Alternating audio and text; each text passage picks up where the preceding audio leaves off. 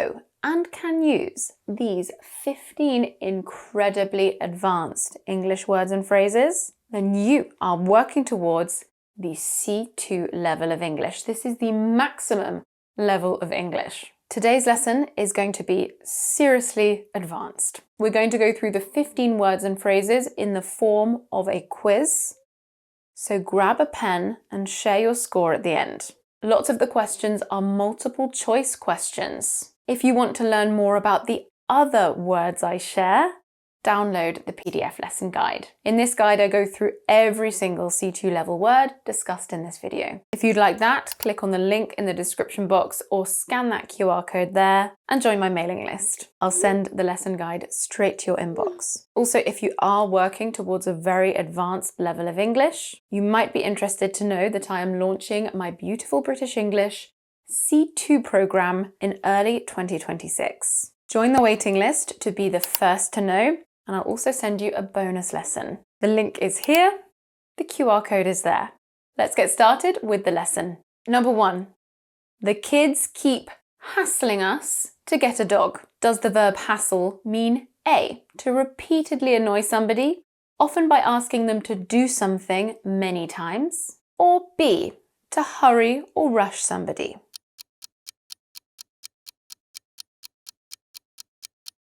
The correct definition is A, to repeatedly annoy somebody.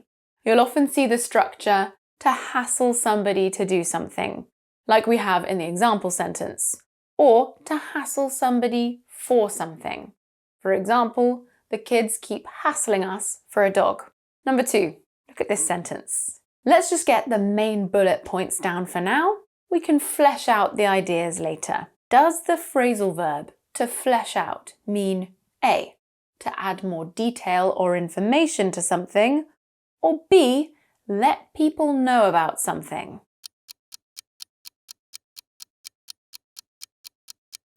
The correct answer is A again, to add more detail or information to something. We often talk about fleshing out ideas, details, and plans. 3, take a look at this sentence.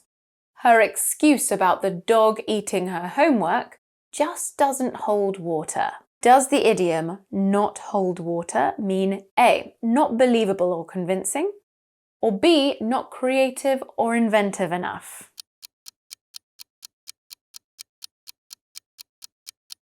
The answer is A again. I'm noticing a trend here. Not believable or convincing. So if something doesn't hold water, it's not believable or convincing. We often use it with the nouns excuse, statement, and argument. Number 4, take a look at this sentence. That 12-hour flight has left my body clock totally out of kilter. Does this idiom mean A, experiencing jet lag for the first time, or B, not working properly or in its usual state?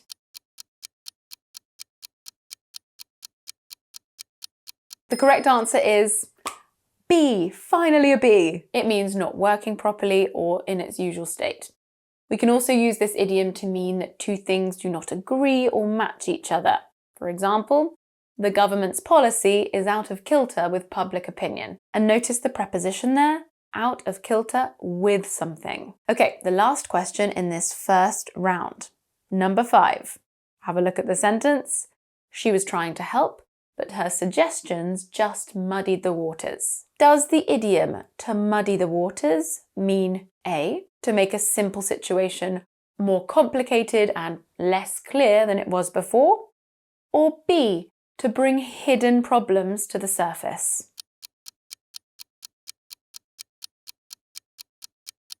A, to make a simple situation more complicated and less clear than it was before. I love how visual this idiom is. If you muddy the waters, you add mud to water and make it less transparent, less clear. You can muddy the waters both intentionally and unintentionally. Notice how we use the plural, muddy the waters. We can also say muddy the issue. Okay, that brings us to the end of round 1. How many have you got right out of 5 so far? Keep a note of your score so that you can let me know in the comments. And if you're enjoying this quiz, if you feel it's at your level, If you'd love to learn more super advanced vocabulary, I need to tell you a little more about the C2 program that I'm currently developing. It's my most advanced course yet. As I mentioned, it will be released in early 2026. But if you'd like to be kept up to date about it and know more about it, join the waiting list. Scan that QR code or click the link. You'll also get a bonus C2 lesson. Okay, now it's time for round 2 and we are increasing the difficulty. This round, you will get a gapped sentence with 3 possible answers. You ready? Number 6. What phrase best completes this sentence? Let's just split the bill 4 ways. It's not worth over a few pounds. Is it A, quibbling, B, niggling, or C, quivering?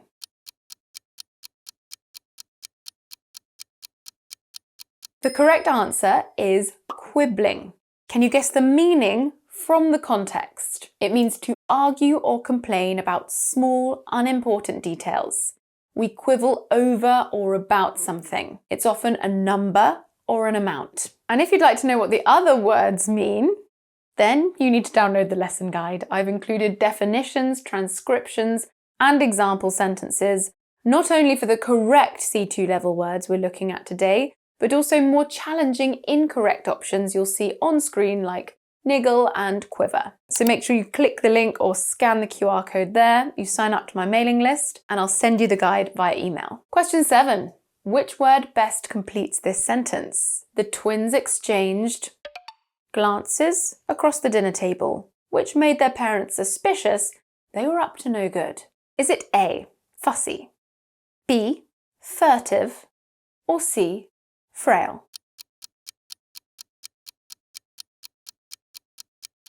It is B, furtive. This is a gorgeous adjective used to describe suspicious or secretive behaviour.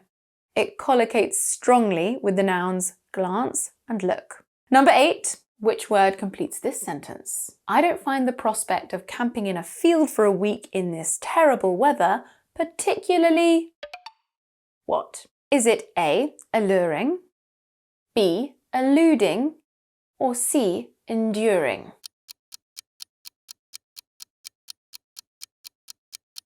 It is A, alluring. This means attractive or exciting. A less formal alternative that would work well in this sentence is appealing. I don't find the idea of camping in the rain appealing. Alluring collocates strongly with words like prospect and offer, but we also use it to talk about a person's attractiveness. For example, an alluring smile, scent, or voice. Number 9. Which word best completes this sentence? The last question completely me. I didn't have a clue how to answer. Is it A, flattered, B, duped, or C, flummoxed?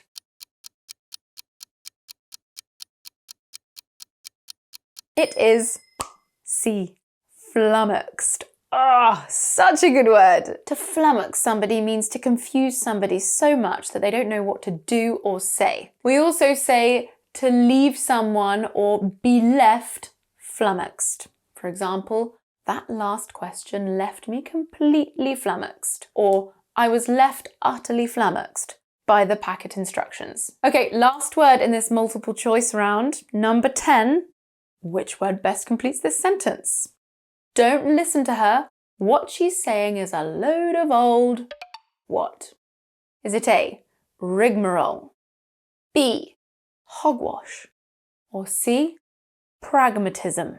3 gorgeous words. I'll talk about them more in the PDF.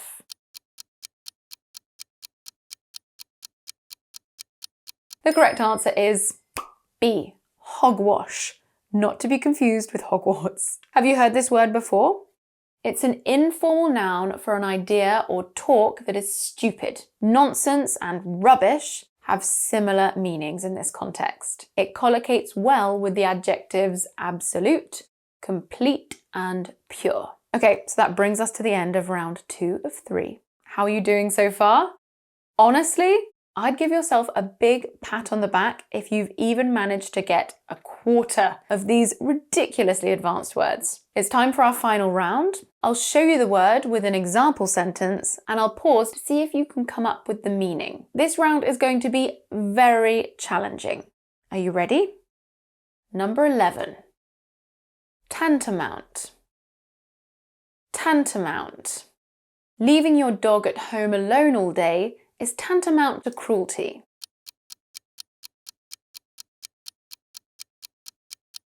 We always use this adjective in the structure tantamount to something. It is generally used to say that something has the same or almost the same effect as something bad. An example, copying another student's work is tantamount to stealing. Copying another student's work is equivalent or nearly equivalent to stealing. Number 12. Strenuous. Strenuous. The doctor advised me to refrain from any strenuous exercise in the weeks after my operation.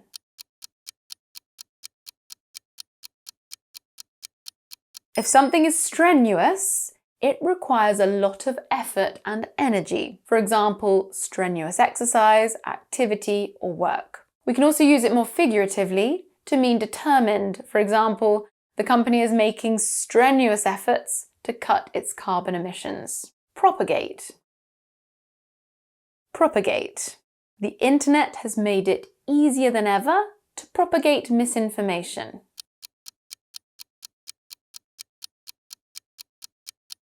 Okay, here's another word with a couple of meanings.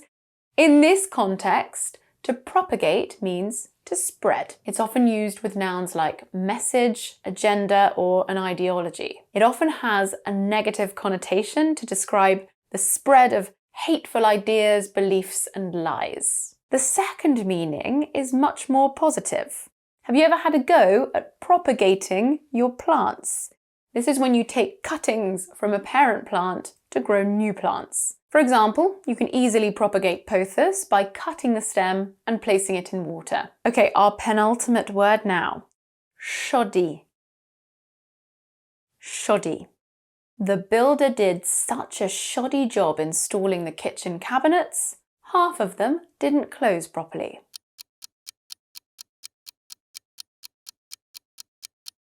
This means poor quality work, done carelessly, badly, or cheaply. If we describe goods as shoddy, they're made with low quality materials or have been badly or carelessly made. Okay, time for our final C2 word of the lesson. I love this word, it's very fun. It is nefarious.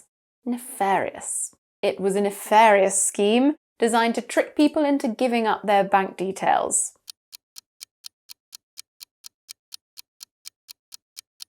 Nefarious means morally bad, evil, or wicked. We can use it to describe criminal acts. Okay, there you have it. 15 C2 level words and phrases. How many did you get right? Please let me know in the comments and let me know your favorites too. Don't forget to download the lesson guide where I go into detail on all of the other words we shared. And if you're interested in mastering the C2 level of English, join the waiting list for my beautiful British English C2 program set to launch in 2026, early 2026. I'm having a blast developing it with my team at the moment. You are going to love it. I really hope you enjoyed this much more advanced lesson. I will see you in the next one.